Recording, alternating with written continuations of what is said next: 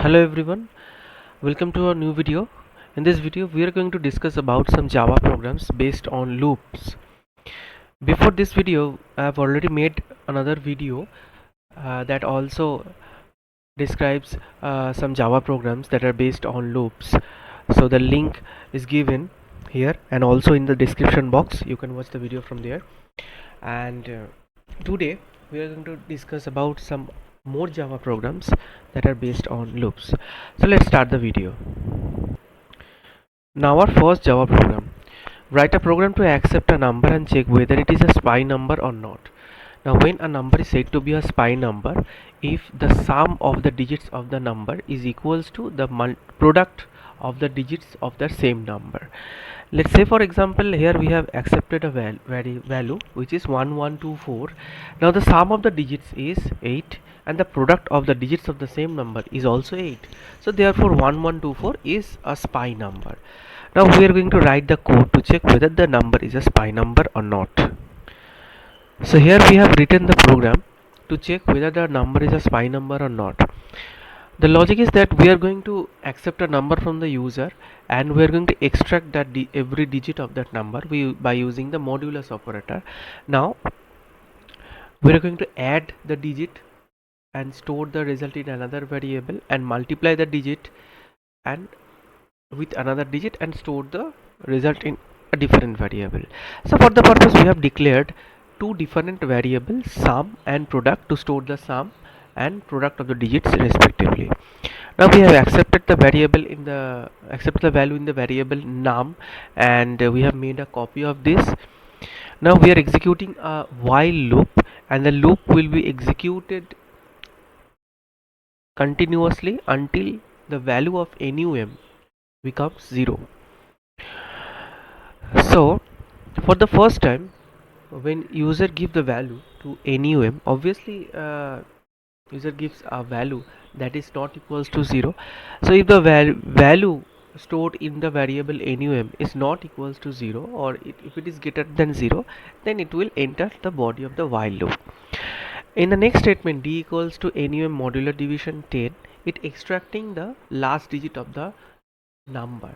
So suppose, say for example, if the number is 1124, then 1124 modular division 10, that is equals to 4. So it extract the last digit of the number when we are using modular division and when we are using the value 10.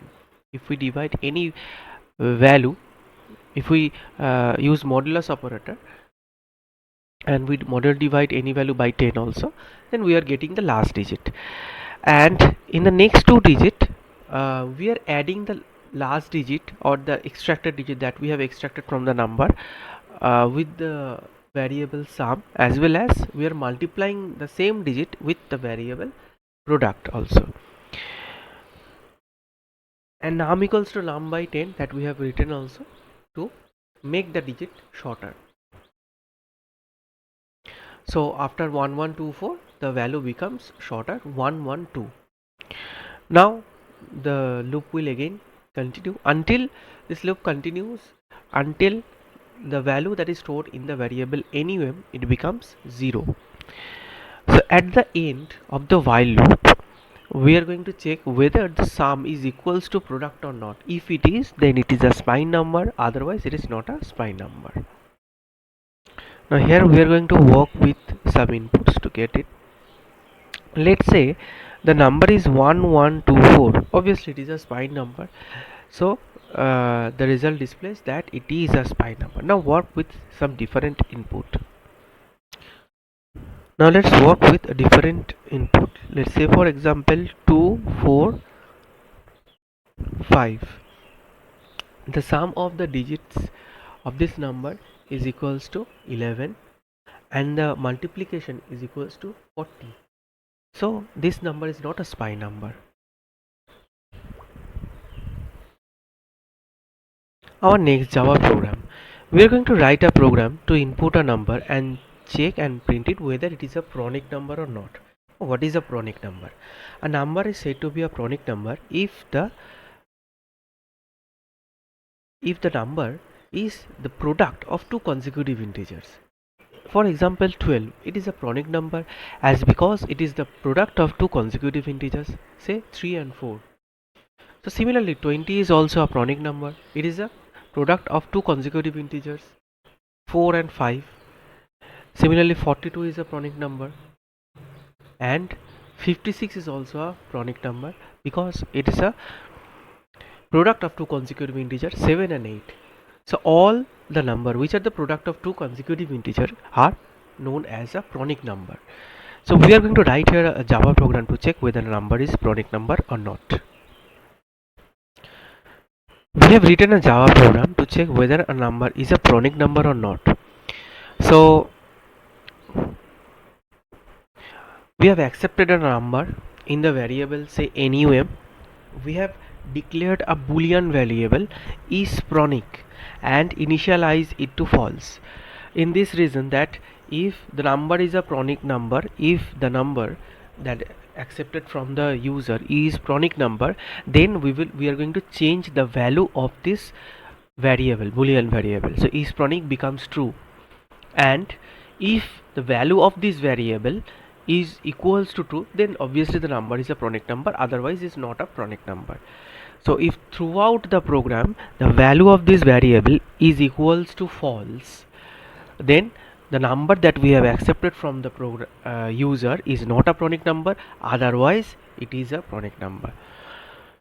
So we have accepted a number in the variable num, and we have declared a variable, boolean variable is Pronic to false, initialize it to false. Now we are executing a for loop from 1 to less than number minus 1, and we are checking every step that if the number is equals to the product of any two consecutive integers or not. For that reason we have included I multiplied by I plus 1. So if it can be when the value of I is equals to 1, then I plus 1 will be 2. When the value of I is equals to 5, say for example, I plus 1 will be 6. So if any such cases I multiplied with I plus 1, this product is equals to the number, if it is happen, then the boolean variable is Pronic are going to be redefined again. So first time we have already reinitialized initialized the value of the variable to false, and if the number is equals to the multiplication of any two consecutive integer, then we are changing the value of the is Pronic and we are reinitializing it to true. So if such case happens, then is Pronic will be evaluated to true. And after that we have written the break statement. When the break statement executed, it just terminates the current loop. So the control will just X out from the current loop and it directly goes to the if statement. And inside in the if statement we are checking that what is the value of the is Pronic, either it is true or false. If the value of the is Pronic is true, then the if part will be executed, otherwise the else part will be executed. So in the condition part we are actually supplying either true value or false value. If within the condition part, if the condition is true actually, then it will display it is a Pronic number, otherwise it will display it is a not Pronic number. Now we are working with some inputs, let's say 72. Now 72 is a multiplication of two consecutive integers 8 and 9, so definitely it will be a Pronic number. So if we enter the number as 72, then it is a Pronic number. Now we are going to work with another input. Now suppose that we are working with some value, let's say for example 36, which is not a Pronic number because 36 is not a product of any two consecutive integers. So obviously in the next case 36, which is not a Pronic number. Our third program, we are going to accept a 2-digit number, and after that we are going to find the sum of this 2-digit number the digits of the number, we are going to find the sum of the digits of that number, and we are going to find also the product of the digits of the number, and after that we are going to add the product with the sum of the digits. And in this case, if we have got the same number that we have accepted from the user, then it's a special 2-digit number. So for example, here we have taken a number, let's say 59, and we have extracted the digits of the same number 5 and 9. Now we have made a addition, 5 plus 9 14. Also we have made a multiplication, 5 into 9 45.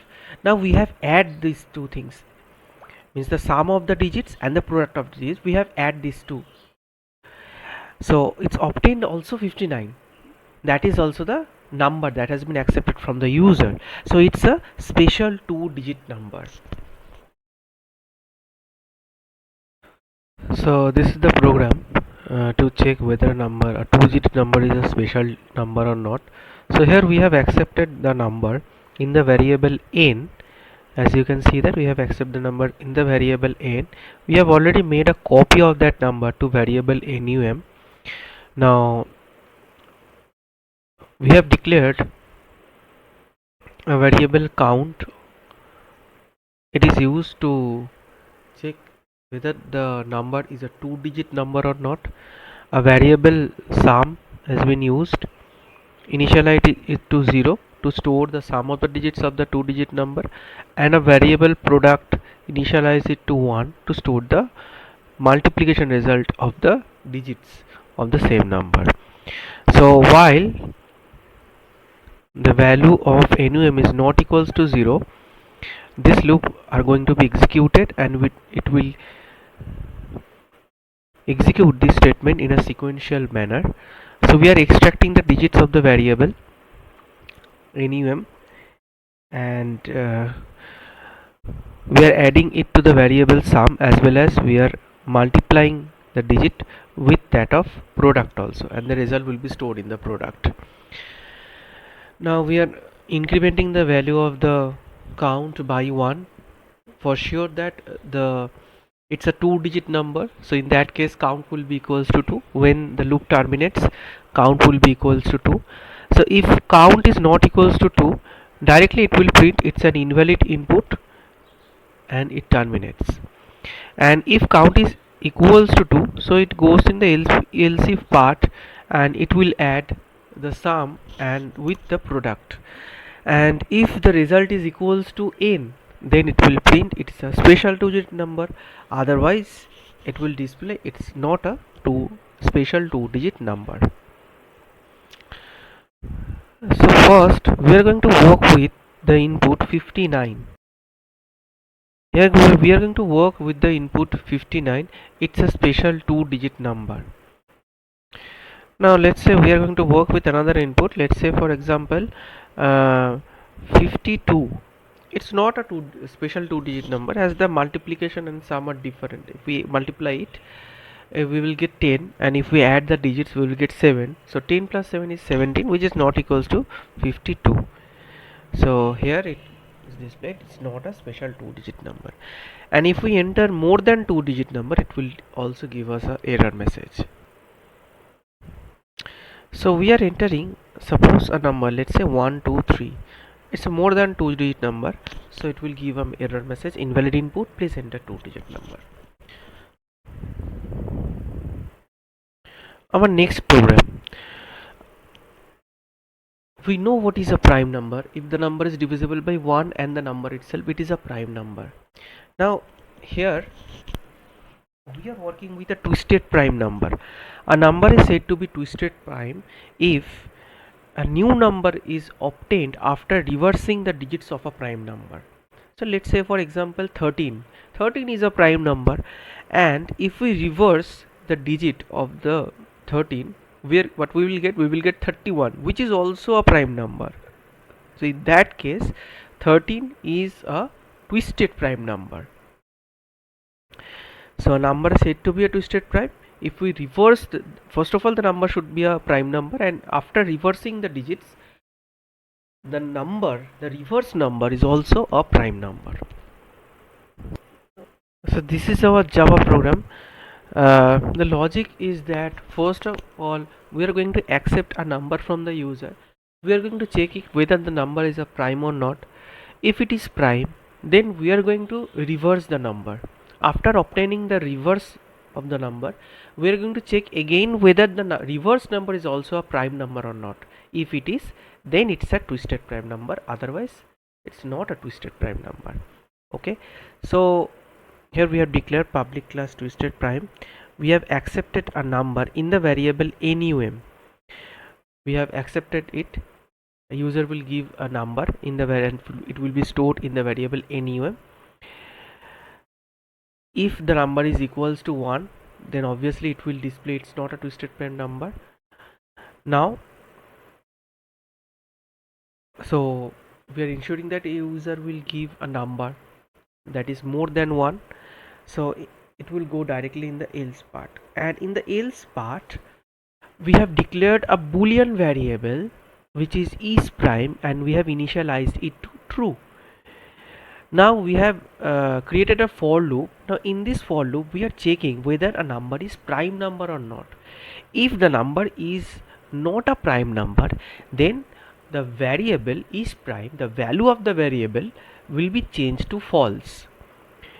And if the number is a prime number, then the value of the variable will not be changed.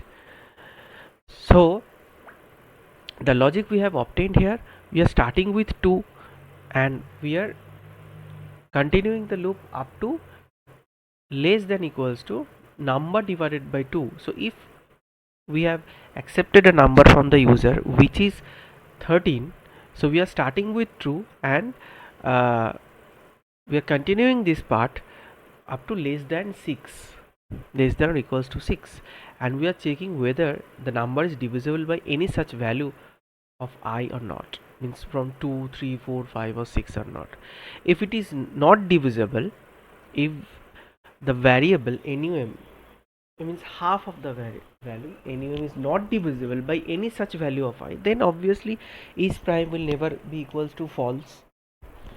So in case of 13, is prime will be never be equals to false, therefore 13 is a prime number. Now since the number that we have accepted is a prime number and that is verified, so directly it enters into the next block, which is if is prime. Now the value of the is prime is equals to true, that we have already accepted in the very beginning.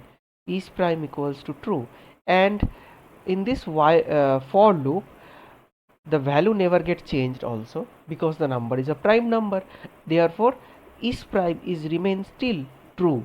So if true means the condition part is obviously a true, so it will enter the body of the while loop. If we mention anything true statement in the condition part, it will directly enter in the body of that particular block. So in this if part, the condition part is true, so it directly enters the body of the if. Here we are declaring integer t that will hold the num that has been accepted from the user, and we have declared rev num to store the reverse of the number. Now while t not equals to 0, so while the value num is not equals to 0, we are extracting the digit and we are making the reverse of that number. So this while loop is used to making the reverse of the number, accepted number from the user. Now after making it reverse, we have to check whether rev num holds the reverse of the accepted number from the user, whether the value of rev num is whether the rev num is still prime number or not. So for that reason we have created the same loop like previous one, the for loop. Here in previous case we are doing the code with the variable num. Here we are doing the same code with variable rev num with the reverse number obviously, and if it is not a prime number, then is prime will be equals to false. Now let's say for example we have accepted the value 13 which is a prime number, we have made the reverse 31 that is also a prime number. No value will be divisible by from 2 to half of 31 means 15, no value is there is divisible divide the value 31. So is prime will never be equals to false, it remains true. Now at the end we are checking if is prime. What is the value of is prime here? True. If true, the condition part is true, so the if block will be executed. It will display yes, the number is a twisted prime number. So here let's say we are working with a number 13, which is a twisted prime number actually, because the reverse is 31, which is also a prime number. Now let's work with another input. So here we are going to work with another input. Let's say for example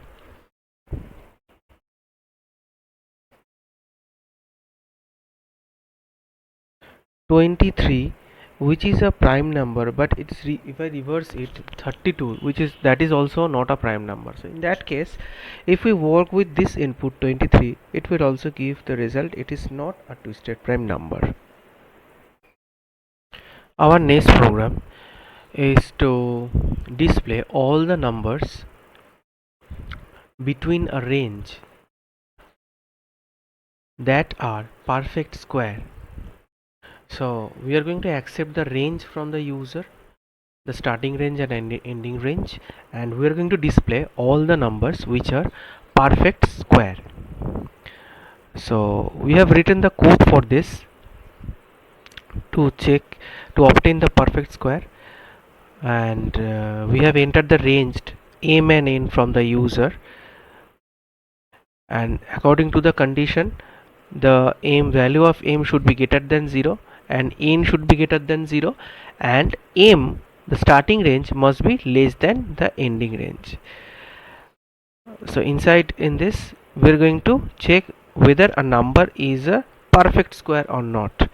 So we have started a for loop from I equals to n to I less than equals to n, and we are printing that particular value, and we are making the square root of that number.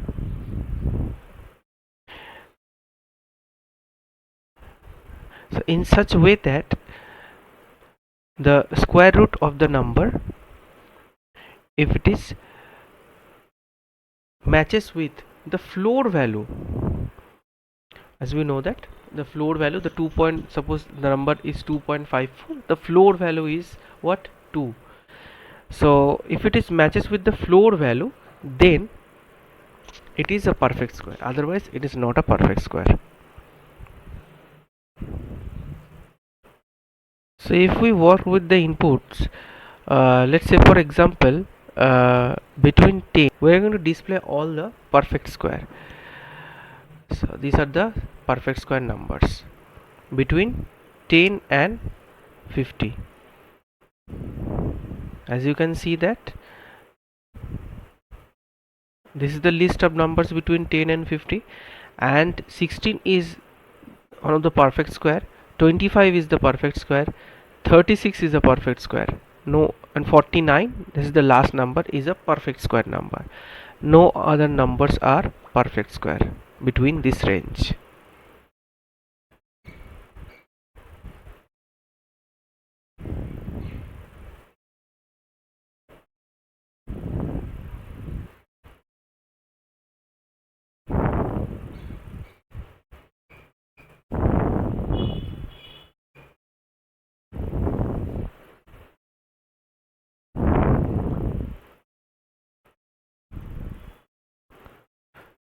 So thanks for watching the video. If you like the video, then hit the like button and share this video with others, and those who haven't yet subscribed to this channel, subscribe the channel and hit the notification bell icon to get regular updates. Thank you everyone.